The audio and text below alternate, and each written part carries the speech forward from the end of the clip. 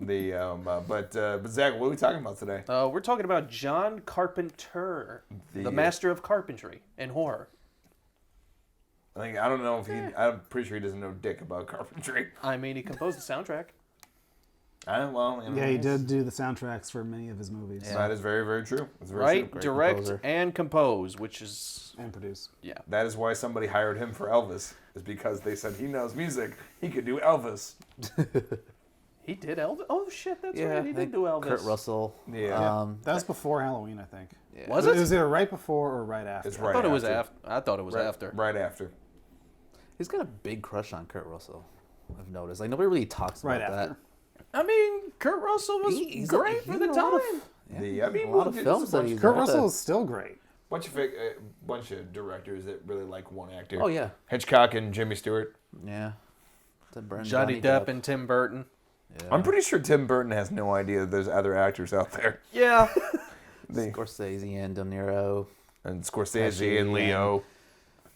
And Pesci. Scorsese uses Leo now? Does he? Yeah, he does. Yeah, he's used him I don't Wolf know of how Wall many Street, times, bro. Yeah. Shutter Island, Aviator, Gangs of New York, Yeah. Wolf Which, of for Wall the record, Street. Johnny Depp has not been in Tim Burton's 4 last movies, so... Are you sure? Yeah. Because he finally figured out that there's other actors.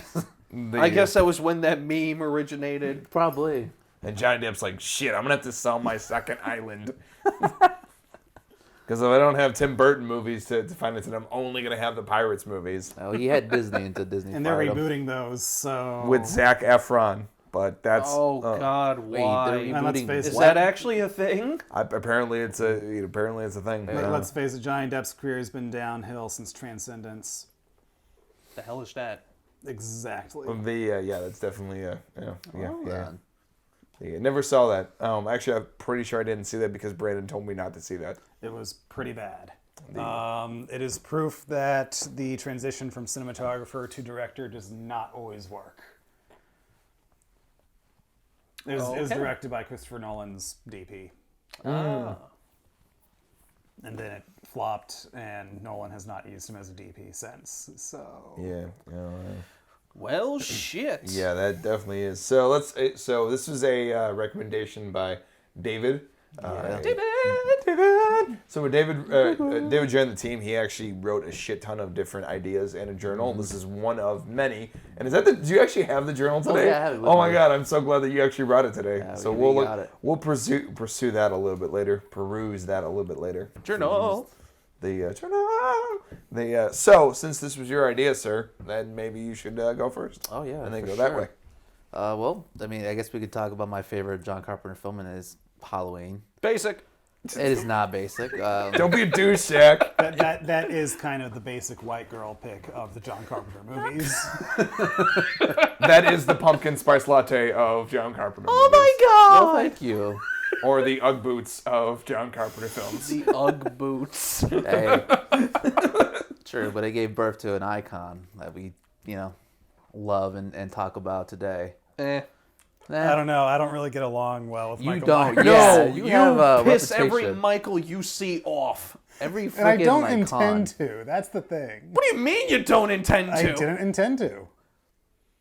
No, he did. I was gonna say that's not the vibe we got. All right, could you please tell this story so the audience knows what the fuck we're talking about? So it was at the New Jersey Horror Con. The first occurrence happened was there was a guy in a Michael Myers costume and a guy in a Jason Voorhees costume, and we all got pictures with them, and they played a little rough too. Like they would actually grab your neck and make it look like they're gonna slice you with their machetes and knives and all that. It was awesome. And Zach got his picture first, then David, then me. I was the last one. And when I was done, I just turned to them and I asked them, so what would a conversation between Jason Voorhees and Michael Myers be like?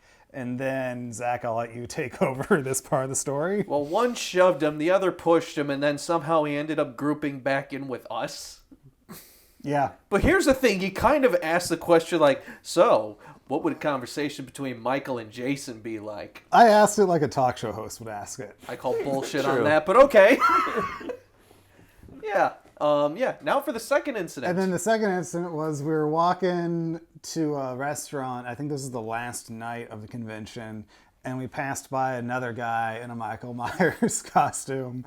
And I just kind of got Kai's attention. And I said to him, "I loved you in Halloween." And he gave him the utmost death stare for like a good minute and a half as we're walking. It's like, And I don't know why, because I gave him a compliment. look, you don't talk to Michael Brandon. So something that our audience needs to know is Brandon is a lot of things, but he's secretly a very, very good troll. Yes, he like is. a really good freaking troll, prankster and troller. I wasn't trying to. Brendan's an asshole. The I swear he's gonna troll the wrong slasher. They're gonna shove a machete up his ass, and he might actually like it. I'm not a puppet, I'm a not real sure. boy. It's like, Oh, shit. Jesus Christ. And Zach's gonna be like, oh, I wish that happened to me. And after that, he's still gonna troll him. You shoved knives like a bitch. Yeah. I didn't feel that. Fucking turn to Jason and be like, I bet your mother does a better job. No stopping him. He's a freaking beast. Mike, drop. So we were talking about Halloween, right? I think. Maybe. Yes, I don't we know. were. and everything else. Brendan's definitely the Freddy of the group, the ultimate shit talker. Yeah. So yeah, my favorite John Carpenter is the spice latte of John Carpenter films. White girl So special. don't judge me. The can't even of why do you love it? Why do you love it? Tell us why you love it. For one is the Steadicam use. I think he's yeah. one of the directors that really originated the use of Steadicam and using it for like POV shots, which is really one of my favorite types of shots to tell a story is the POV, and I think he did a freaking awesome job. So yeah, he's a master of Steadicam shots. Also with the lack of gore, so him building up tension not only with the types of shots he was using, or building tension with his composing, with his sound design, which was freaking awesome. And his iconic motif with Michael Myers kind of chasing Jamie Lee Curtis around. So that's definitely why I loved Halloween, for me at least. Yeah, there's a great documentary, and the one part of when you're talking about the POV that I remember is they cut out all the sound of the actual on-set soundtrack for obvious reasons, but Jamie Lee Curtis was saying like if you actually heard that audio soundtrack, all you would hear is like a shit ton of noise because people, everybody behind the scenes is literally moving all the furniture as the fucking camera goes. Oh, nice. Because they didn't have the budget for furniture, so they would actually move the lights and some of the furniture as the camera was going up the stairs. Jesus They were- Christ. So I like didn't know that. they That's literally freaking they awesome. literally didn't have enough money to like complete the whole house and make it look all nice and pretty like it's new Yeah. and everything else. So they they just use what's in frame and they practice all of it like it's a choreographed dance. And they're like, we're only gonna show this and then this and then this and then this. And literally just this little box of things that are nice and pretty in there, and everything outside of the frame is a fucking disaster. And that's how they got the shot. They just moved lights as they moved the camera up the stairs, which is pretty fucking dope. Yeah. Just like he's moving up the stairs. Take the elevator. Take the elevator. Go, go, go, go, go. And then he did what? I think he directed the Halloween 2 as well, right? No, No. he wrote it. He wrote it? Yeah, he wrote the first 3 Halloweens, but he was not credited for Halloween 3. Okay. There were like two other He didn't- screenwriters for Halloween 3 that were not credited. Okay. But he was producer for Season of the Witch, right? Yeah, he was a producer and writer on the first 3. Speaking of that, I got a question here for you guys. Oh, boy. With Season of the Witch, if they took the name Halloween out, do you think that the movie would have been a little bit better as it, Season The of the movie's Witch? good as it is. The title has nothing to do with the Well, quality. in general, do you think that like, it do would I have think it done would have been better? well received? Yeah, well Probably. received. The idea of spin-offs in that regard weren't really in vogue at the time. Yeah. So I think the audience, I think there I don't wouldn't have think been a backlash over it, but I don't know if it would have been more like. I don't think it would have been received better or anything. I just think there wouldn't have been as much of a backlash. correct. Because you go to Halloween expecting to see Michael, and then when Myers, you don't yeah. get Michael, it's like, well, what the fuck? And I don't think if they had to change the title, there wouldn't have been that much focus on it, and I think it would have just died in obscurity at best. Yeah, it's like So maybe that's even the what- director Tommy Lee Wallace said that the title is both a blessing and a curse because the Halloween name is what got the movie made in the first place, but the Halloween name is also what caused all the negative remarks towards it upon its release. It's personally my favorite of the series. Are you so- saying that because Tom Atkins is in it? No, I think it's a legitimately interesting movie, and it has Tom Atkins in it. Yeah, see, there it is. Brandon has a crush on Tom Atkins. What man doesn't? I don't. Look, Oh, Tom come Atkins. on, you totally do, Mark. Tom Atkins is amazing in every movie he's in. It could be a shitty movie. He is still amazing in it, but he cannot save the movie. It was still a good movie. I think it was a good movie. Okay. And just like of when the I first watch it. 3 Halloween movies, it is the one that feels most like it takes place at Halloween. And not this. Moving I would on. say they're all equal in that department, well, with the exception of part 2. but Yeah, not in the still. suburbs in July. It's crazy. I mean, like, going back to Halloween, it was filmed for like $525,000 or something. The first one, Yeah, or first one. I think it was like 300,000. Oh, 300. No, it was 325,000 because they had to pay what's his face, the guy who played Loomis, an extra 25K. That's what they. Donald Pleasence. Donald Pleasence. They had to, like, that's the reason why it went up too. I remember like their one producer guy and also the distribution guy Mustafar was like, yeah, that's the reason why it's 325 opposed to just 300, because we had to come up with the extra 25K for Donald Pleasence to get that 5 days of work or whatever the hell he did. Damn. Yeah, so they wait for to fucking know. nothing. They painted leaves. They literally painted leaves, and they threw them in a fucking trash bag, and then I put them out there. They tried to make California look like Haddonfield, Illinois, Yeah, you're in not the middle of doing that. October. Yeah, that's... Yeah. Oof. And they were so poor. They had to keep the same bag of leaves. Yeah. Like there were stories of them like doing the shot, and then John Carpenter's girlfriend at the time, I always forget her name, but she's like, go, Deborah Hill, go and get the fucking leaves, and then they go, we can't lose them, and then they go pick up the same leaves and they put them in a trash bag and go on to the next bag day. 'em, bag 'em. Suck, dude. Like that's how John spent all the money on the cameras, the sound, and the editing. Yeah. Like Post. it was all the technical aspects of that movie. That's where all the money went. Yeah. Did he edit it himself, or did he have somebody else to edit it for He him? might have. Because I know he composed it, he wrote it, directed it, but did he don't- edit it? I don't think he did. I remember one of Editor was Charles Bornstein and Tommy Lee Wallace. Oh, Which Oh. Tommy So he- Lee Wallace went on to direct Halloween 3. And he was also the production designer for Halloween as well. okay. he was So a production designer and editor. Yeah.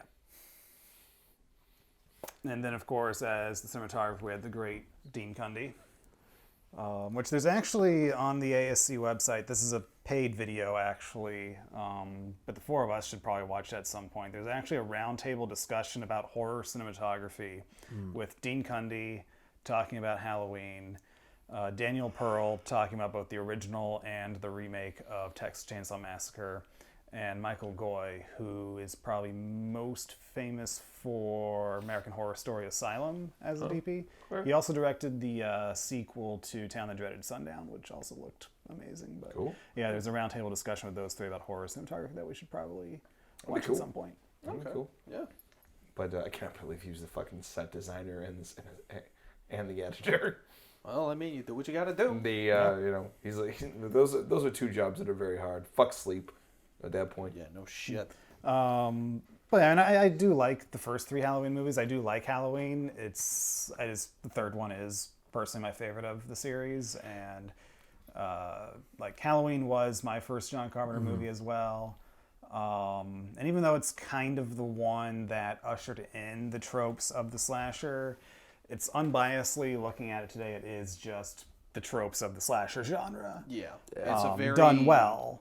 basic horror film in my, or a But very it's- basic slasher film in my. But it's also, it was a hired job for John Carpenter rather than being a like John Carpenter movie, one that he really wanted to do from beginning to end. He was You want to make westerns. He was a director Yeah. for hire for Halloween. Yeah. He wanted to make. He was a big fan of Ford. Yeah, so it's like there are other movies, particularly my favorite of his, that I think the passion he had for the project definitely comes through a lot more in some of his other work than in Halloween. Fair enough. David, anything else you want to add about Halloween and why it's awesome? Well, I mean, no, that was pretty much it. As a director, I'm a big fan of John Carpenter. He only uses gore when it's necessary to the story, like with The Thing.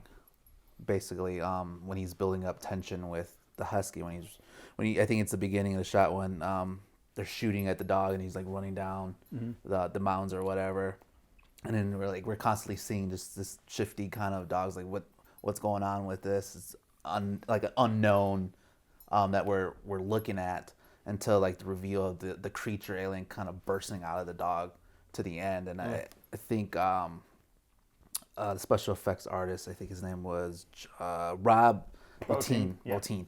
So he was, man, the creatures and the props that were on that set were freaking amazing.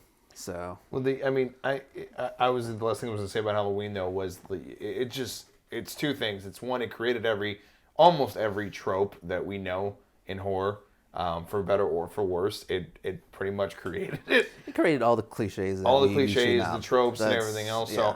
So, and then also too, it's proof that you can make a movie with little and everything else, and also proof that less is more. Less is more. Yeah. Because had Halloween had a huge studio budget, it wouldn't be the classic that it is. No. It would be overblown. It would be Halloween 4. It would be Yeah. Rob Zombie's Halloween. Oh, or that. Or that, yeah. yeah. That's what happens when you have that's Rob Zombie, but that's another time for another day. I still think it could have done with a little bit more gore. There was like next to none in those movies. You know what? It wasn't necessary. It wasn't necessary. Even though you may not like that. That's your personal taste is to have more gore and more stuff. Yeah. But it wasn't necessary. It's the same thing with Jaws. Like it wasn't necessary to show. But even the Jaws shark. had more gore and like It did towards the more end, of but a visual like appearance than Halloween ever did. well, fair enough. It's more for like them trying to reveal a gag. Like it's more powerful when we do that. The like- scariest monster is the one that you create in your own imagination. Yeah. And the last shot of Halloween is probably the best thing is when the body disappears and then they just show shots of back alleys and random places and this motherfucker could be anywhere and then have a good night. As everybody leaves the theater. Especially for like the first one. Like I could forgive like not having the gore for the first one because it's the first time we're introduced to Michael Myers, and then after with horror, like where do you go from there?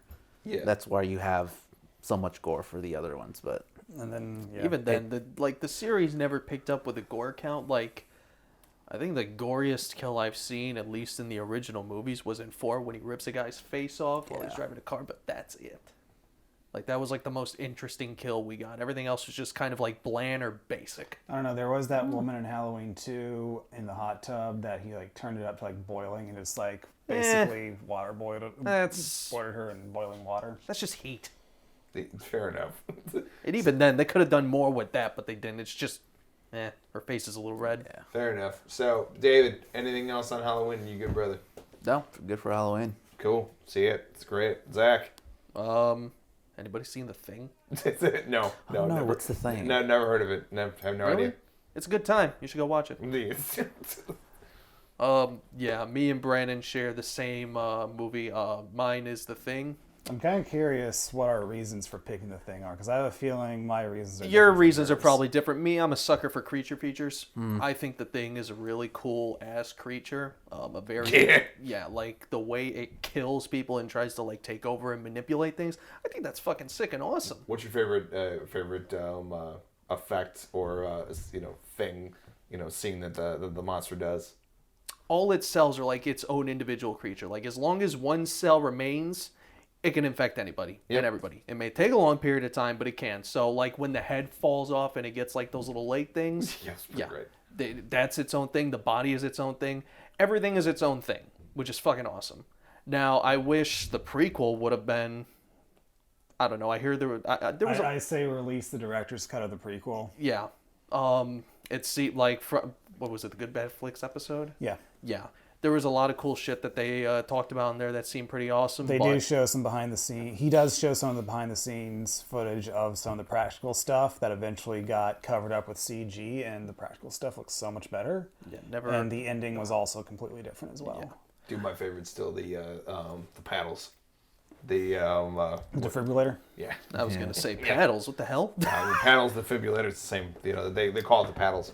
The Have any of you actually ever read the Thing comics? no, No. never. I have some of them, but I haven't read them yet. They're really good. I think there's a total of 3 series of comics. I've only read 2, so there's the one that takes place directly after, and shit just kind of picks up. The Thing starts taking over shit again and all that, and eventually you end up in the jungle of. That's a stretch. Yeah. I don't know. It's pretty cool. But Brendan, you go ahead and talk. Yeah, The Thing is also my favorite John Carpenter movie. I love the cast in it. It's just drenched in paranoia. It's actually creepy. And I actually saw this one not too long ago in the theater. It was a 70mm print, and I saw it with Justin. Unfortunately, the color started to fade on the print, so it wasn't the most pristine, but it was still... Hearing that soundtrack on speakers that big was awesome. I love the blood test scene, which I realize is kind of a cliche at this point, but there's a reason that scene still holds up, because it's like, it's with how many times I've seen that movie, I still forget the exact moment that the blood basically just pops up. Yeah. And the sound effect they use, it's like, it just gets me every time. Yeah, and it's like, I know the line where it happens, I know the moment, but whenever I'm actually watching the movie, I lose myself in it, and I always forget the exact moment it happens. So it's like, to fool me that many times, time and time again, there's something special about that movie. Yeah. Kurt Russell's awesome, Keith David's awesome. It really does have a huge cast when you really think about it, because like, you think about it's an outpost in Antarctica, but when I got the Mondo made a board game based on it, and the board game is okay, but they do have character cards for like every cast member in it. So when you see like the cards spaced out and you actually see how many characters there actually are, it's like, oh wow, this is, as isolated as they are, it's nowhere near as small of a cast as you think. It's shot really well. For the most part, I think it was shot on stage. I think there were some location shots. But that is a movie that just feels cold. Yes. I agree on that. Just watching it. Even when I saw The Revenant, which was actually shot in those conditions, I was like, I don't feel cold watching this. The Thing, I feel cold watching it. So I find that interesting. It's every moment works. Everything leads to something else. You never really know who is who. And it does leave you with something to chew on at the end of, is Keith David's character the Thing? Is he not? There are a lot of theories going one way or the other.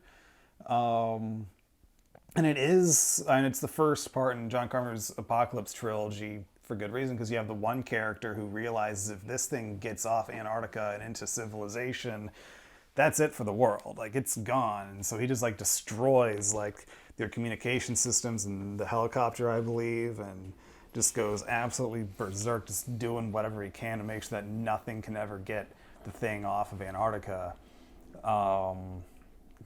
It's just a classic movie. I think it was the second John Carpenter movie I saw, and I remember I rented the DVD off of Netflix when I was in middle school. Wow. Taking it back. Back when renting DVDs off the internet was a thing. Yeah. And it's had some really good Blu-ray releases too. Scream Factory did a 2K scan of it for their first Blu-ray of it, with the transfer supervised and approved by Dean Cundy. And at the time, I thought it was the best Blu-ray transfer of a 1980s horror movie. But then Arrow, over in the UK, did a 4K scan with involvement of both John Carpenter and Dean Cundy, and I heard that transfer looked even more awesome. And then Scream Factory released a steelbook with a disc with just that transfer on it. I was like, okay, I'm getting that. Yeah. And it looks amazing.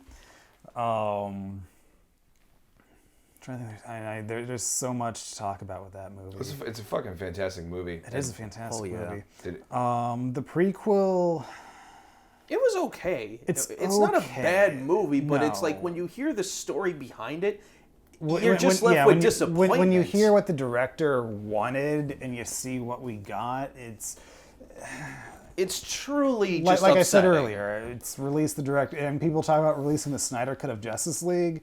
I say release the director's cut of the Thing prequel. Is it even possible? Yeah, I believe he finished his cut.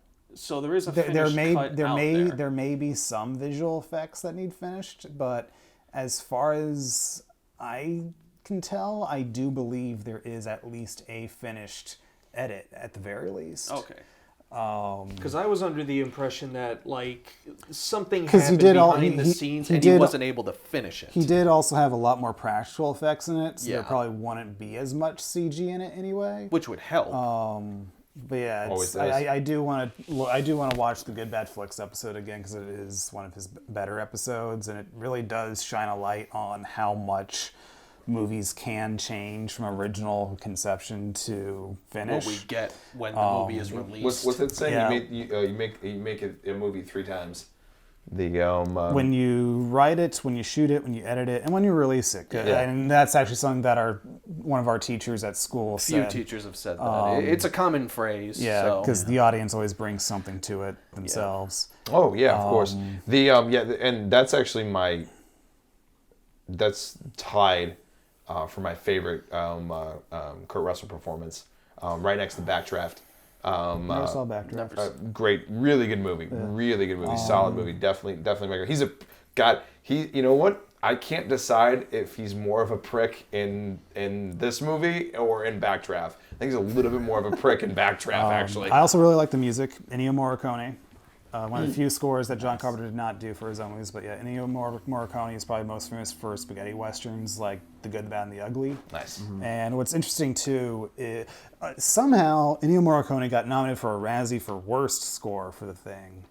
But there were some weird Razzie choices in the 80s. Like Stanley Kubrick got nominated for worst director for The Shining. I don't know. But you That's know that. still mind-blowing to Yeah. me. But it's a good score. And then like years later, for Quentin Tarantino's The Hateful Eight, Tarantino said the 2 biggest influences on The Hateful Eight were Reservoir Dogs and The Thing. So yes, Tarantino inspired Tarantino. The circle is complete. When I left But yeah, I was it's, both learner. Now Tarantino I'm was his Mouser. own And animal. Tarantino always uses source music. So this is the first time he had an actual score, other than like one music cue done by the RZA and Kill Bill. Yeah. But yeah, so this is the first time he had an actual score, and Morricone used a lot of unused tracks of The Thing for it. And there was also one moment where Tarantino used part of the score from Extras 2, also done by Morricone, which when I saw Hateful Eight in the theater, and the part where the Extras 2 score is pretty early on, it's like that part played, and I was like, oh, that's the score from Extras 2. I don't know if I'm proud of myself for recognizing it. But yeah, the music's really good. John, he got a fucking Razzie for director, and that was the same year that Xanadu came out. Just to put you into some perspective about what the fuck they think. Oh yeah, The Thing was not well received upon initial. No, I release, know that. Yeah, like, it was. at all. He got Which I know he had to do Christine right after that because he needed work. yeah, correct. Yeah. So yeah, it still just shows like how opinions change, and it's like in '82, that was the year of E.T. And this, I don't know, you hear like people were just like, they just didn't want a hostile alien after seeing E.T. And I was like, what does one have to do with the other? Yeah, they Like, can, how- they can come from like- different planets. Like Yeah. it's like, so because you liked E.T. means you can't like The Thing? Like that never, like the logic behind why It's a so many people went against The Thing. And it also just shows just like how biased a lot of people are against horror movies. it's a lot of that too, and it's a lot of commercialism there. Yeah. With the marketing department being I'm gonna like, say more but, towards like, the commercialism thing because they- it's like 80s was like the prime time for horror. People and fucking loved it. But that was the very beginning of the 80s, and then also too, that was a huge threat because E.T. was making a fuck ton of money, and it was a very modest budget.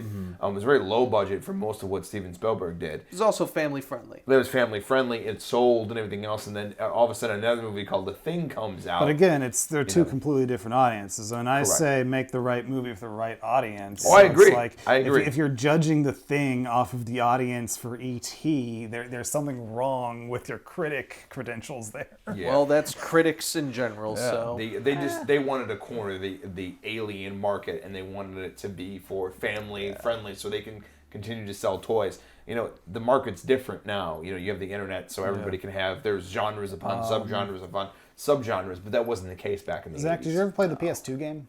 no. Neither have I, but I heard good things. It was funny because the PS2 game was how I actually got introduced to the thing. I remember Me I too. saw it on the Hollywood video store shelf. I'm like, this looks interesting. check And then that I out. later found out it was a movie. I'm like, oh, I didn't know we had this. go check Let me it out. watch it. Holy shit, this is awesome. And then, Yeah, I knew it was Yeah. a movie. I'd played the game before. And then, I of watched the film course, John Carpenter wanted to make it because he was a fan of the 1951 Howard Hawks Yeah. movie, The Thing from Another World.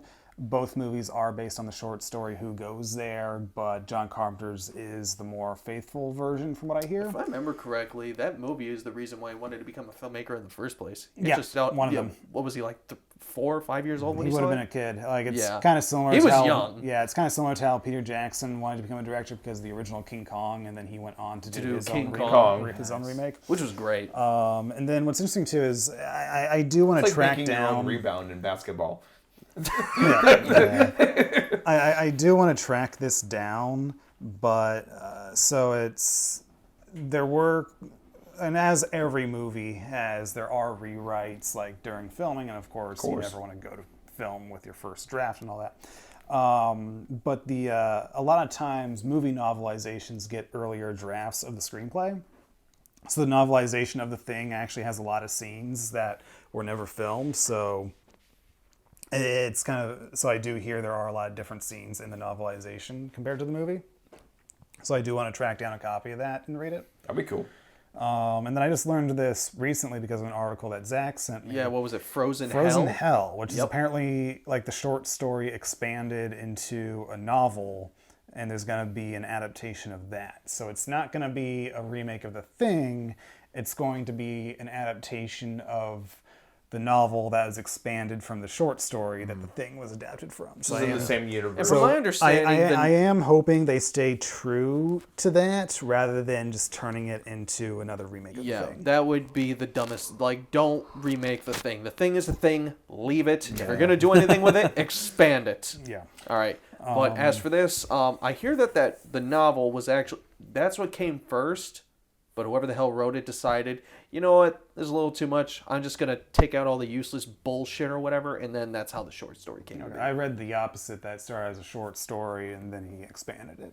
Neither one really surprises me. Yeah, but I just hope that they keep the name Frozen Hell and they don't try to just play it off of, like, it's a remake of The Thing. No. Call it Frozen Hell, put it inspired by the novel that made The Thing or whatever. Sure, do that if you need marketing shit, but... I know. Hopefully they stay true to that and they Yeah, don't They need pull to hire Carrie. you, Zach. I don't know if you guys know about the whole Carrie Nah, remake yeah, fiasco. Yeah, that was a shit show. Spin-offs are good. It's okay to have a spin-off or something that's in the expanded universe. It's okay. We've proven it in other areas. You can do it and everything else. The one thing I will say about The Thing though is I've only seen 2 movies really perfect the maybe 3 really perfect chaos in a small space and everything else. And The Thing is one of those movies that perfects this terrible situation happening in a very, very confined space due to, you can't leave that space. And then it's The Thing and Alien. I Both think- of them have this wonderful way of having chaos and paranoia and claustrophobic ness in a very, very tight space. Obviously, Alien's tighter, but this is no different of having Mark. that feeling. You're forgetting one very important movie as well. Oh, please tell me. Jason X.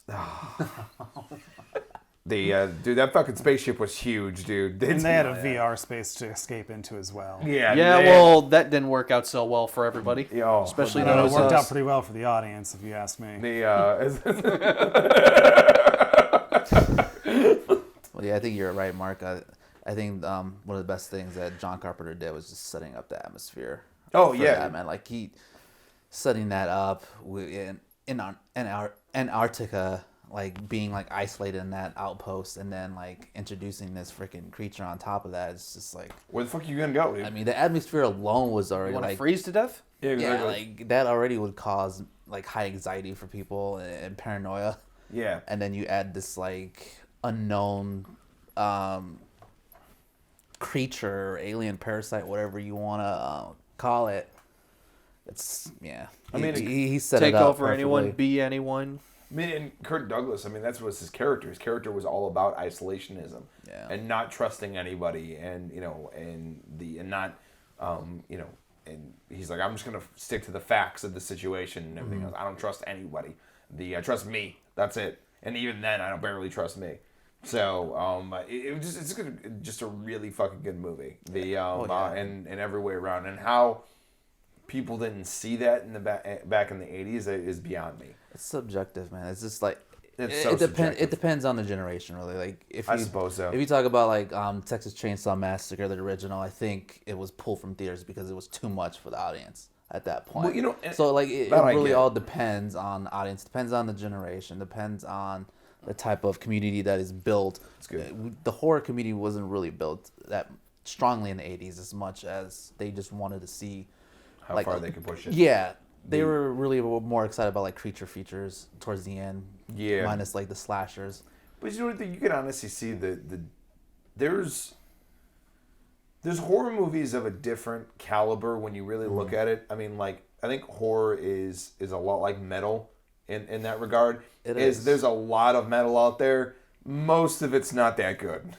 but every once in a while you get something that exceeds every expectation, and it truly is an actual piece of art.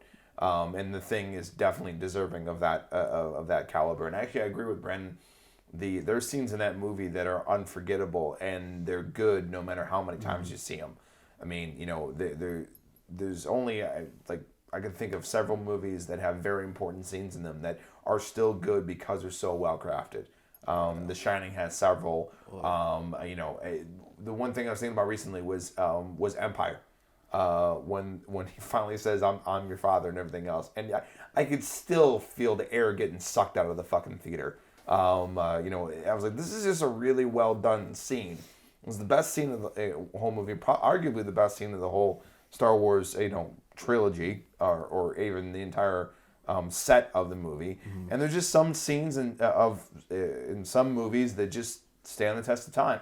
And The Thing is definitely in that same ballpark, especially with that scene in particular. It still is tension-filled. Even though you know what the fuck's going to happen, you know what's going on, it still puts you in that mood. Mm-hmm. It still gets you in that feeling. You also have a really good animal performance in there in the first act from the That's dog. true. Yeah. Special effects are amazing with Rob Bottin. He worked himself practically to death on that movie. Like, there were times when he'd be up for like 24 hours at a time, surviving off of a diet of Hershey bars and cans of Coke. And when the movie was finally done, he had to check himself into the hospital for exhaustion. Oh, Jesus. Like, that's how much he worked himself on that. Yeah, definitely. I feel bad for them though. Work your ass off, and everybody's like, the movie's shitty. Yeah. Go fuck yourself. Well, fuck you, dude. I almost died. Support your artists, folks. Yeah. Was that his first horror? No, he was also... Was it Humanoids, or was it... he was also on The Howling the year before. Oh, The Howling, and then The Fog as well, too. He was on The Fog. I think he was wasn't he acting in The Fog as well? Or am I mistaken? Maybe. Let's see. For makeup department. Damn dog. I think he also was in the makeup department for RoboCop. And Total Recall. He was on the original Piranha. He was on The Fog. He was uncredited for Maniac. He was uncredited for Airplane. He was on The Howling. He was on The Thing. He was on the Twilight Zone movie, which I'm not sure if he was only on it for a specific segment. He was probably on Joe Dante's segments. He worked with him before on The Howling. That's my guess. He was on Legend, which he was nominated for an Oscar for Best Makeup for Legend. Witches of Eastwick, Inner Space, RoboCop, The Great Outdoors, Total Recall, which I do believe he was one of the recipients of the Special Achievement Award for Visual Effects that year for Total Recall. Basic Instinct, Seven, Mission Impossible. Oh yeah. He was part of the makeup department for Mission Impossible. Yep. He did the demon makeup and the lounge lizards for Fear and Loathing in Las Vegas. Awesome. Fight Club, Charlie's Angels, Mr. Deeds, and one episode of Game of Thrones in season 4. Because the why the mobile version doesn't. Yeah. I'm gonna take. Let's see, season 4. The mobile version of IMDb doesn't say which episode, but if it's season. So you say you worked on Mission Impossible 4 as well? The first Mission Impossible. First Mission. Okay. He was on an episode of season 4 for Game of Thrones, which. What did he do like for a mission? Like, did he just like create stills for Tom Cruise? I don't know. To It seem just. taller? I think he did the masks for it. Nice. Yeah. Nice. But yeah, the mobile version doesn't say which episode of Game of Thrones he was on, but Nice. I see. it He's says still working. 2014, so it would have been somewhere in season 4. Dope. He's still out there working and doing his thing. Still working it. Zach, Brandon, any last minute things on the thing? Same screenwriter as Bad News Bears. Nice. I know that. The Well, we now know a little bit more than we did before.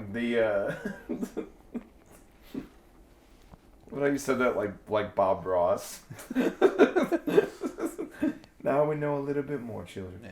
It's your world. We're just gonna put a little bush. It's your world. You just paint there. We're just living here. It's great. Life is beautiful. Even though it isn't. Zach, well, yeah. Zach, anything on the thing? Any more things on the thing? It's a thing. It is in fact a thing. It is a thing. That is the time. So I guess it's my turn. Yep. So my favorite is actually my first, the first John Carpenter movie I ever saw, which was They Live. Yes. Which I love. It's still one of my favorite things. I think I saw like the line, on, I saw the line one time on like a best quotes line, and everything else. And my dad's like, I was like, what movie is that, Dad? He's like, you never saw that movie? He's like, it's called They Live. And, it's my dad. My dad actually introduced me to it. He's like, yeah, they wear sunglasses and they can see aliens. It's pretty great. You should go see it. I'm like, yeah, I'll go check it out. And it ended up being super awesome. How old were you when you saw this? I was like 13. It wasn't that long ago. Aliens and subliminal messages. So it's really, really big. Government. It's an interesting allegory. It's super, like, for me, liking this movie is a little weird, considering I'm a massive capitalistic fan, and this is like a very capitalism movie. Oh yeah. But it's cool though. It's a cool thing about being involved and knowing something, but nobody else believes you or they're in on it. It was cool to see this. It's one of the first times I ever saw elements of paranoia and knowing something is wrong and knowing that things about secret societies, and it was a first introduction to those type of movies. I had never seen anything quite like that before, so it was pretty fucking cool. And yeah, there's a couple great fights in it. Roddy Piper's obviously in it, and Yes. it was pretty dope. That fight between him and Keith David lasted a long time. It's fucking great. And very, very well done. And just the idea of being able to put on sunglasses and see things differently. It reminds me of the funny thing is my Nana had told me, she's like, you'll never meet I've said this in another podcast, but you'll never meet a bigger Stephen King fan than Manana. Read every single fucking book. Actually, Zach and her bonded over Stephen King when they talked to each other at a couple parties. And there's a book called 10 O'Clock Smokers that I really like. And it's all about a distant time in the future. The 10 o'clock people. The 10 O'Clock People, thank you. But it's about smokers. So in the distant future, there's only a handful of people that are actually still smoking, and they're only allowed to smoke at 10 o'clock every day. And they slowly figure out that the people who actually smoke can see aliens and see an alien invasion coming upon Earth. But it's only the smokers that can actually witness the aliens. So this is very, very similar in that regard. And I was like, oh, this is super cool because it's really close to that. And then all the subliminal messages, which you'll see 1,000 memes of them today. You know, and it's still, you know, like he would, bunch of scenes, he would look at money and then this is your God, and look at billboards that have perfume, and then he puts on the glasses and it says obey, which is super fucking cool. And the funny thing is, I think that movie's more important now than it was ever important back then. There's just some movies that are making points about society that are far more important now than they ever were. Yeah. Like that Demolition Man, which we're slowly becoming. We really are. It's movies like that that are way more important now to take a look at. And, you know, and how we consume pop culture. I mean, God, that movie came out now, like, it would be all about fucking cell phones. And it would be like this dude can only see this if he uses a beeper or something. Or like uses dial-up internet. It is based on a short story called 8 o'clock in the morning. And I mean, according to IMDb, which when movies are so early in development, it's not the greatest resource, but according to IMDb, there is an adaptation in development to be directed by Matt Reeves, who did Let Me In, Cloverfield, Dawn of the Planet of the Apes, War for the Planet of the Apes, and the new Batman. Dope. So there may be another adaptation coming in the cool. future. Very cool. That'd be interesting.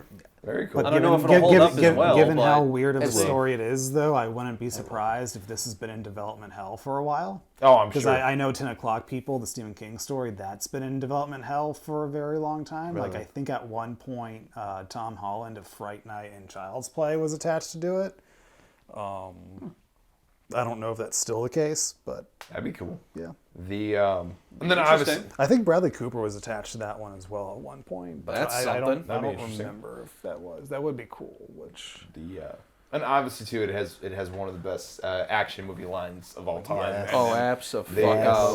There's a scene where he walks into a bank. I'm here to kick ass and chew here. bubble gum, and I'm all out of bubble ass. gum. Thank you for fucking that one up, Brandon. No, he walks into a bank with every intention of killing a bunch of fucking aliens, and walks with the sunglasses and the shotgun, chewing bubble gum. And actually, the funny thing is, okay, there's a funny story behind that. Obviously, Roddy Piper was a famous wrestler, and Roddy had wrote down a shit ton of like wrestling things that he would say, and he had like a huge journal of them, and he handed it to John Carpenter because John was like coming up with cool shit for him to say. He's like, oh, I have like a notebook of shit like I thought of that like I could say in my wrestling career, and he handed it to him, and he's like, it's like, this bubblegum thing is pretty cool. Like, let's do that one. Let's do that. And I think he actually ran a couple different ones when he walked into the bank. Like, he said a couple cool lines beforehand, and it was the bubblegum one that just stuck. Which in the line is I've come here to chew bubblegum and kick ass, and I'm all out of bubblegum. So it's just a really, really solid fucking action movie. It's a little bit more sci-fi suspense than it is necessarily horror, but it's still a solid fucking movie. There's a lot of interesting messages there. There's interesting ways to do that. It has a fucking hilarious ending. I don't know if you guys remember the ending. I do. Do you remember the ending? When you say ending, you mean like the very final shot? The very final shot, which is fucking hilarious. There's a girl having sex with an alien, and she sees him as a regular human, and he turns off the tower, and then there's a shot of her looking up at him, and he's an alien, and he's like, "What?" Cut. Fade to black. But it's a really, really good movie. It's another good movie about paranoia, and John's really good at paranoia. He's really good with paranoia and like anti-government, Oh, anti-authority. he's super. Like He's super. He's Escape from New York and Escape from L.A. Dude, if John Carpenter wasn't a director, he probably would have been like in the underground weathermen people. Those are the people that did bombings in New York and shit. Talk about the fight scene between Piper and Keith David. It's fucking amazing, and it goes on forever. Yeah. It really does. It's like a 10-minute scene. It's at least a 10-minute Maybe scene. more. You know what? The funny thing is, like, recreated blow by blow by the creators of South Park for the Cripple Fight episode in season 5. that's amazing. That is an But absolute instead amazing. of Roddy Piper trying to get Keith David to put on glasses, Jimmy is trying to get Timmy to put on a hat. That's amazing. You know, I think I remember watching that fight, and it went on for so long. I'd be like, if I was fighting this dude, I'd just forget about what the fuck we were fighting about. It's taken so long for them to beat the shit out of each other. But it feels like a real fight. It That's does what feel I like love a real about fight. That's the important thing, and it actually does feel real. And Roddy Piperman has and that's just, I listed off one good line. He has dozens of good lines. One I just remembered too is when he puts on the glasses. He looks at some lady. He's like, "You are one ugly fucking lady." Excuse me? Yeah, fucking looking at you, pizza face. Fucking ugly. That's my phone. But it's a really, really fun movie. It is thought provoking, but it's not pretentious. No. Like, John's really good at getting really strong messages across without being pretentious. Yeah. He's kind of an ass in interviews. He's a very angry grumpy old man. But in his filmmaking, at least from the ones I've seen, he's pretty good about getting very strong messages that most people, if it was in their hands, it would come out sounding really snobby and pretentious. But somehow he's able to craft it into an enjoyable piece of entertainment that actually has something important to say. They Live was one of those, and it's talking about especially considering the time it came out, it was very heavy in the Reaganomics years. It was a very crazy time. It was the time of Wall Street and the movie Wall Street and also The Real Place. And people were making a lot of money, and capitalism was cool, and yuppies were the thing, and like making money was the big thing. And John's time of being a hippie was long behind him, and he saw it as the end of his era and the end of his world, and that was a huge response. So, and which is what film should be. It should be whatever you're feeling at that time. He didn't end it totally. He's still kind of, I would say, still kind of a hippie with his anti-authority. He grew up in the '60s, so like he's rebellious and. Oh yeah, super much of the time. It still influences him. Oh yeah, no, for sure. And then of course John Carpenter's Vampires. That's an important movie too. That nobody ever did. The only thing I remember about that is just James Woods and Daniel Baldwin. One of the Baldwins. I think it's They Daniel. had that cool contraption with the stake on the cable Yeah. that they could use to pull vampires out into the sunlight. Oh yeah, I do remember that. I almost forgot about that. That was pretty cool. Yeah. But that's it. That's all I remember about that fucking movie. Zach, do you really remember anything of that movie? Nope. David, you don't remember anything, and Brendan, you remember anything of that movie? It was a movie. Oh yeah. It was nothing like it wasn't even, no memorable quotes, nothing like that. That would stick me. That would I just remember James Woods with a crossbow. That's about yeah. That's all I remember is James Wood. There are better John Carpenter movies out there. My second favorite of his would be In the Mouth of Madness. That's a good fucking one, and I'm very glad I got to see that. Another paranoid one about yeah. And the That third one takes part it to of the his next level. Apocalypse trilogy. That one's way more Stephen King-y than any of his other movies. Well, yeah. Is that one of Stephen King's novels? No, but it was basically written as kind of a send-up of Stephen King. Yeah, with the exception of him directing Christine, which is actually a Stephen King novel. But I'm just I talking liked about Christine. I like Christine too. He pulled it off, Killer Plymouth Fury, and it's pretty straightforward. Pulled it off. For how dumb of a Like- premise it is of a killer car, Right. Because like there was a movie in the 1970s, 1977 called The Car with James Brolin, and I mean it was a well-shot movie, but it's a killer car and it was pretty dumb. Like if I'm gonna watch any movie with killer vehicles, it's gonna be Maximum Overdrive. The Trailer. Christina's still better. the dude, you just like you could just tell when Stephen King was on so much drugs. Like even I even keep, his I keep trying writing. to tell you guys, Maximum Overdrive is not an enjoyably like. Other than like once the first 5 or 10 minutes are over, like once you're in the truck stop, and the movie doesn't leave the truck stop, it's pretty boring. Like once those first 5 or 10 minutes are done, there's really not much fun to be had. That's in when it. Stephen King went into the coke coma. He was partying too much. He had to go to sleep. So he just Trailer. let his first 88 handle the rest of the movie. Trailer's more interesting. I'm tired, man. Like, dude, I mean, like, even Stephen King. I mean, I know he has and Brendan, you're gonna probably know the title of this, but Stephen King had a fucking short story about a washer machine that would eat people. The Mangler, and it wasn't a washer machine; it was a laundry press. Oh. It was like one of those industrial laundry presses. Yeah, I mean, And that is a good example of how Stephen King is a really good writer. And it's like when you're in the moment actually reading it, it's like, this is pretty creepy and gory and awesome. And then you see it put to screen, and when you're actually looking at it, it's like, oh, this is actually pretty dumb when you're actually seeing it. that's the magic of Stephen King. The hit and misses. And then there's Mangler 2 with Lance Henriksen, in which he gets infected by a computer virus called the Mangler 2.0 virus, and it takes place at like a boarding school. And so he becomes like Lance Henriksen becomes like this evil, like half man, half computer machine thing. Okay. I don't know. And then there was Mangler Reborn with Reggie Bannister of Phantasm fame, where he actually rebuilds the original Mangler, and it makes him kill people. There is a Mangler trilogy, is what I'm getting I just felt bad for we never got to finish Guillermo del Toro's Hellboy trilogy, but by God, we got a conclusion to the Mangler trilogy because we all wanted that. Yeah, I mean, well, you know, Clearly. if the public demands it, we must have it. I couldn't imagine being Stephen King's publicist back in the '80s and having to deal with his coke-fueled ass. God. I wrote one about a fucking laundry press eating people. That was a short story. No. Oh, okay, Stephen. Okay, all right. I guess we'll do something with it. We'll spin it and everything else. Like I made a part 2, with a computer virus. Which he had nothing to do with the sequel. Oh, he didn't. Oh, thank God. Thank God. I'm glad he has some kind of standards. But yeah, they live. It's awesome. And he did sue to get his name taken off of the Lawnmower Man. Because the Lawnmower Man had nothing to do with his short story at all. Interesting. Still a fun movie. I do want to eventually do a podcast on the Lawnmower Man. We will.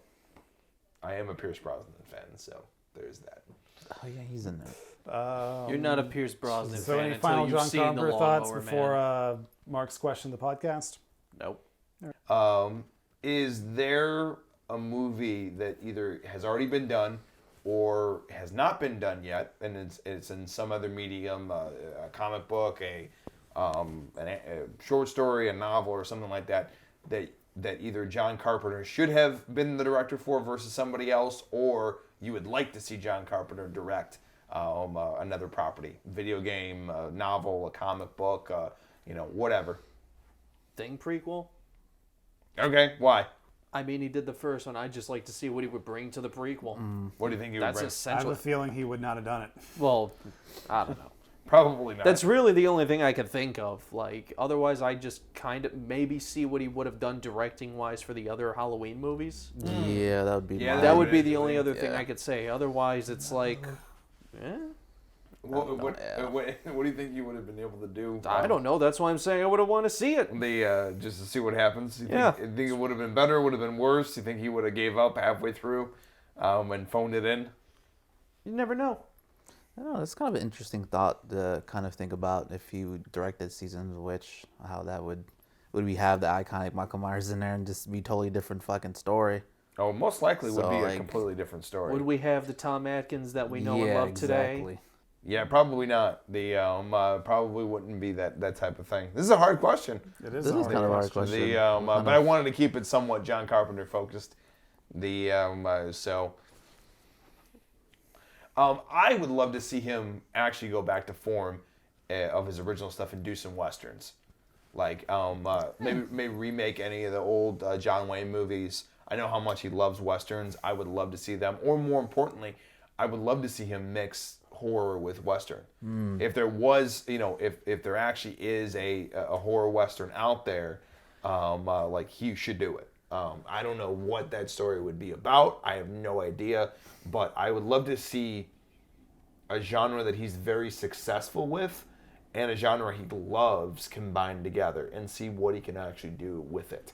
Again, I don't know what that story would be. Maybe he should have directed Cowboys versus Aliens. That would have been interesting. I've got an answer. I would have liked to see like an alternate universe where body bags got picked up for to go to series.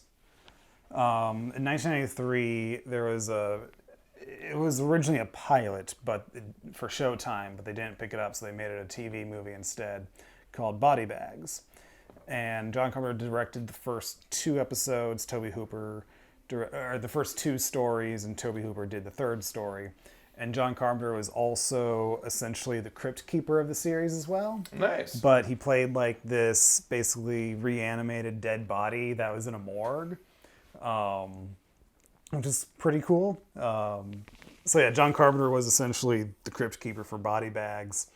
I'd like to see like an alternate universe where that actually got picked up, because like basically the gimmick was in the wraparound, it's John Carpenter would be in this morgue and he would see a dead body, and then the story would be how that dead body came to die.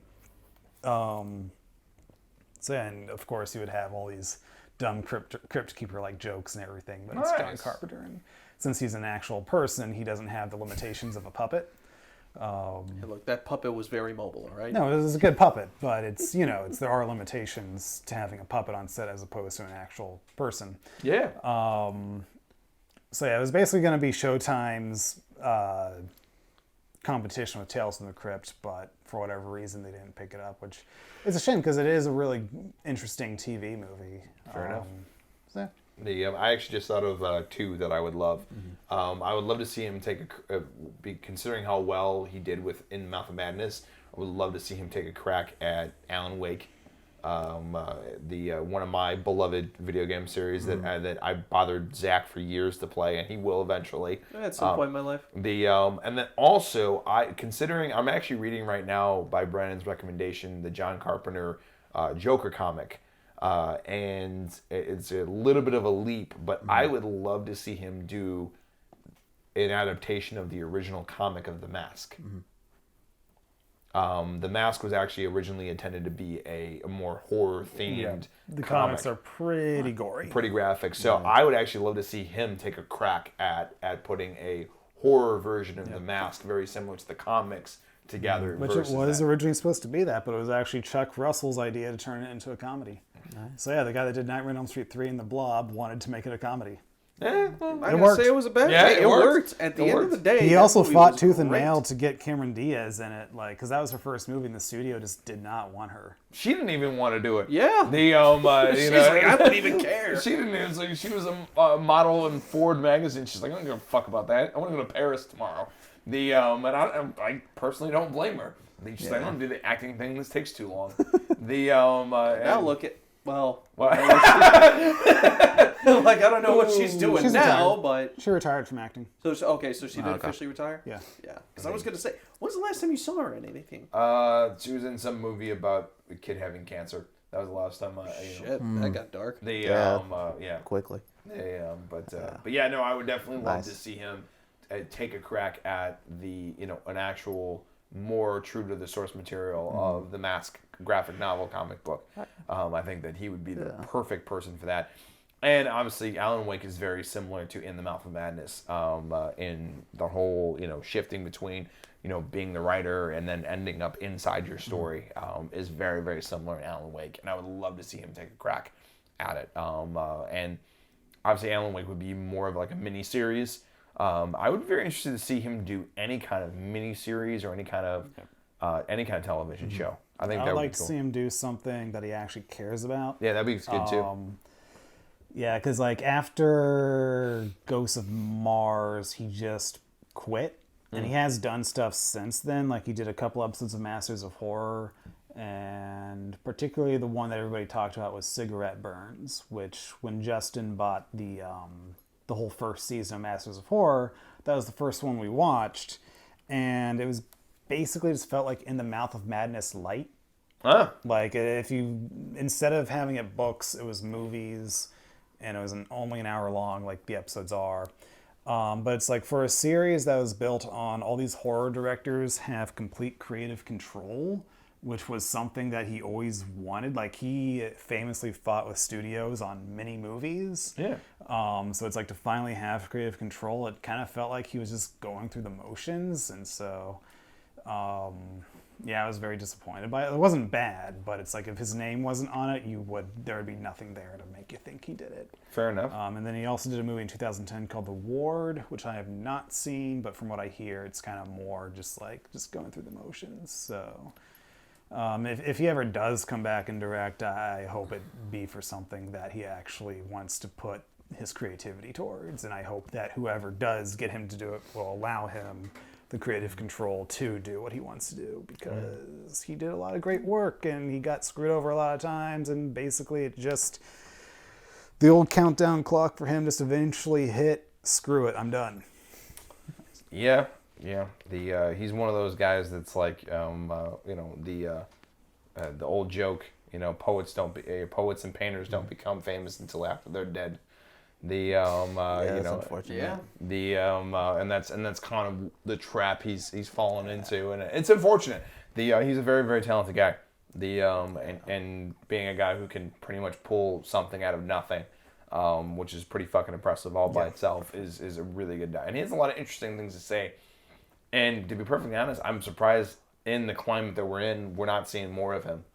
He probably just doesn't want to. That's my guess. Probably. He's just like, he probably doesn't give a damn. And he's certainly, that's certainly his prerogative. I think he's actually been focusing more on his music lately, I think. Oh, okay. And that works. I had a little bit of a hand in the newest Halloween, but Yeah. I believe he scored most of it, if not all of it. So maybe he enjoys that. It's definitely a big thing. I know, Brennan, you wanted to talk about the Nicolas Cage movie we saw. Oh yeah, so briefly, Mark and I saw Color Out of Space a couple weeks ago over at Music Box, based on an H.P. Lovecraft story about this meteor that crashes into this like farm, small town, and there's basically this color that just infects everything, and H.P. Lovecraft Into the World madness ensues. It's actually a story that inspired The Lonesome Death of Jordy Verrill's story from Creepshow, the first Creepshow movie. So if you ever watch the first Creepshow, you'll see some similarities between the two stories. Overall, and it's also Color Out of Space is the return of director Richard Stanley, who did Hardware and Dust Devil and famously got fired from the island of Dr. Moreau, which there is a documentary out there called Lost Souls, which I highly recommend. Though I hear the way it was edited, it's not entirely accurate, but it's still a fascinating documentary nevertheless. Marlon Brando's last movie. What's that? Isn't that Marlon Brando's last movie? Oh, no. No? It was later in his career. I think The Score was his last movie. Really? Yeah. Oh, that makes sense, yeah.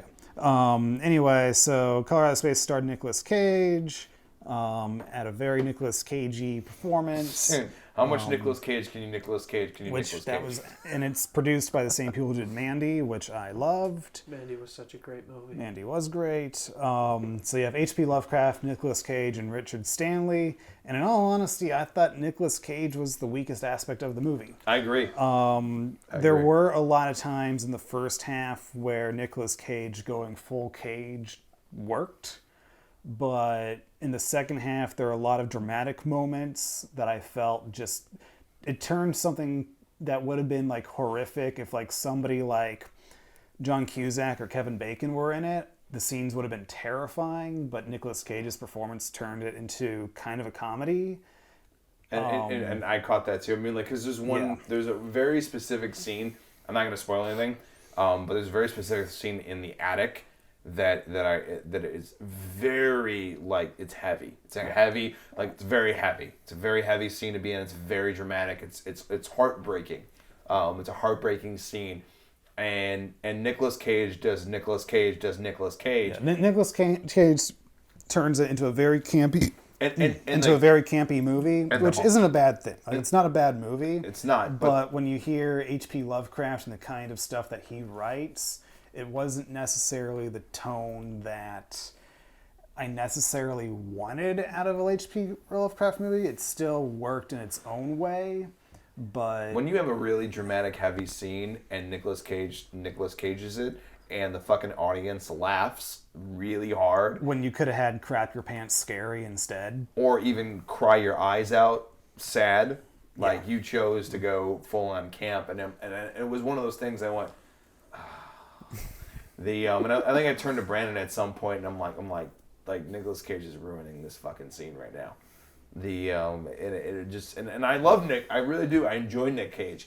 And I think Nick Caging later on, when it got really crazy towards the end, like, that made sense. So, but there are moments where his performance really works. Like, there's a freak Correct. out that he had in his car. Oh my God! Around halfway through, where it's like he goes amazing. full Nicolas Cage, but it works for the moment. Crazy It works. really works because you understand the headspace he's in, and it works. But yeah, I mean, overall, I liked the movie. I just didn't like it for the reasons I thought I would going in. But I do kind of wish that I do kind of wish they went a less campy route with Nicolas Cage's performance. I agree, and I think actually, you said something very specific, which I wholeheartedly agree. Everyone else in this movie was in one movie, and Nicolas Cage was in another movie, but they were in the same fucking movie. Oh, and the effects were good. Oh, the effects were great. And then just the overall story was really interesting. It captured me. But Nicolas Cage, it was like that one friend at the party when somebody said my mom died, and then he makes a really inappropriate joke, and you go, dude, read the room. It felt like that, and people laughed, but I'm like, you just great story, Johnny. Yeah, the story he's telling you is not a funny story. No, at all. It's horrifying. Which, of course, we stuck around for a screening of The Room right after. Which is a whole lot of Jesus. We'll talk about that in a second. But it was one of those things that, like, that was a directorial choice. The director should have said, "Hey, Nick, you were great in this scene over I here." do think I read somewhere that he back it off. wanted the campy performance from Nicolas Cage. So it's like, if that's the movie you wanted, that's the movie you wanted, and it wasn't bad. Like, No, it wasn't bad. It's just when you hear, like, we don't get that many big budget or bigger budget adaptations of H.P. Lovecraft, and how just the cosmic horror of Lovecraft, you don't expect campy from it necessarily, and so it's. I wanted something different out of it, but I still liked what we got. No, I liked what we got and everything else, but this is one of those things, is that there's choices that are made that separates you the difference between a good movie and a great movie. Yeah. And some of those choices, and I can spot them. Like, I can spot in this scene and that scene. Had you made the opposite choice of what you made, you've now entered the level of amazing movie versus just okay movie. And I think if Nicolas Cage, they said, "Hey, Nick, let's do a little bit more, Leaving Las Vegas," or what is that the movie where he's an alcoholic? Yeah, let's do a little bit more Leaving Las Vegas in this scene and less Mandy in this scene, and we'll bring Mandy back in just a second. But, like, let's do a little bit more real, dramatic, be here in the moment, and then you can go crazy later. Had those choices been made, we would have been looking at a different movie and talking about a different movie. Yeah. But overall, it was a lot of fun. And then we went to go see The Room, and holy shit. We don't need to spend too much time on that. It was a fun time, very wild audience. You can't hear the movie at all over the audience. Fuck no. I turned to David. I was like, if anybody wants an example of what we saw, just watch the first 5 minutes of Scream 2 and that'll let you know. Yeah. That'll let you know the fucking audience that we saw at Sing the Room. That's a perfect way to It's not describe. over exaggerating. That's probably like underestimating what was going on. I think the only thing that was different was there was costumes in Scream 2. That's the only difference. Yeah. Everybody else's energy was crazy. Before we wrap up, Mark, did you ever see Mandy? I did not. Okay, you should see it. It's really good. Fair enough. Before we wrap up, I do want to answer Mark's question. Go ahead. I got a few interesting ones. I Didn't can't realize you wait. didn't answer. There's Please. one I want to see like a remake of Vampires instead of James Woods and Daniel Baldwin. Maybe do The Rock and Alec Baldwin and kind of see how that chemistry works. Sure. I'll see it. I'm in. I want to And see you say I'm a troll? okay, I could have said The Rock and Kevin Hart, but I'm not gonna go. Actually, I would see that. they do have good chemistry together. I do, would- but I would see that. It'd be kind of interesting to see. I I would- mean, I like would a horror kind of. Definitely see that. Help me with these vampires. And then we can defy physics like we did in the newest Fast and the Furious trailer. Zach's like, no. Dude, all I wanted, like literally, when I was in the theater the other day, I didn't do it loud enough, but I really should have. When that wheel gets hooked on and Onto they the do the rope. string, all I want to do Oh was, my God. oh, George of the Jungle, go fast now. No, it'd be Vin Diesel doing the voiceover to that. Oh my God. George of the Jungle. The monkeys are my family. They These are my new family now. oh my God. Anyway, David, go on, please. I want to see a remake of They Live for sure, and That'd see be how his take on the modern like technology that we have now. I want to see him maybe if we have a time machine, have him direct Blade Trinity. Since one of the professional wrestlers are there, Triple H, I wanted to see how he could, perform better with John Carpenter as a director. Yeah. Maybe he has some quirky lines like Roddy Piper. yeah, it'd be pretty. Maybe it cool. would be a little better. That'd be pretty cool. So, and then also another remake of Village of the Damned, which was also another creepy one, like children alien that can control adult minds. Yeah, that'd be So pretty I cool. was bringing that up to Brandon earlier. 'Cause I think The Simpsons did like an episode Yeah. similar to it. Nice. Yeah, they had basically there was an episode where the kids had a curfew, but then there was one night where the drive-in was showing a movie that was basically a ripoff of Village of the Damned. So all the kids snuck out of their homes after curfew to see it. And it was more of a spoof of the original Village of the Damned rather than John Carpenter's remake, which Yeah. when we were talking before you got here, Mark, and David did not realize that Village of the Damned was a remake. Yeah. Nice. I think there was a sequel to the original too, but I don't quite remember. Might that. have been.